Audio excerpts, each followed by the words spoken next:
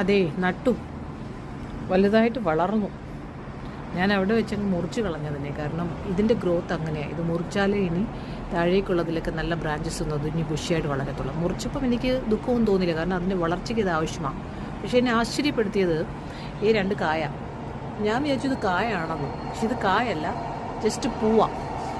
ഈ പൂവ് കുറച്ച് ദിവസം കഴിയുമ്പോൾ കായാകേണ്ടതാണ്.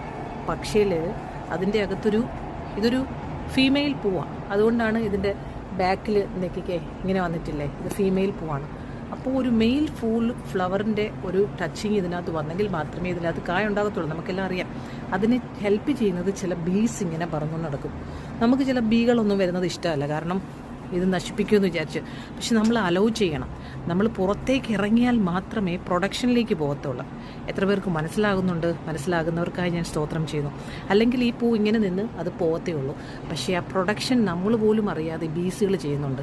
നമ്മൾ ചില സ്ഥലങ്ങളിലേക്ക് നമ്മളൊന്ന് ഇറങ്ങിച്ചെന്നാൽ മാത്രമേ ദൈവത്തിൻ്റെ വലിയ പ്രവൃത്തികൾ പ്രൊഡക്ഷനിലേക്ക് പോകാൻ പറ്റത്തുള്ളൂ. അതുകൊണ്ട് never give up, keep going.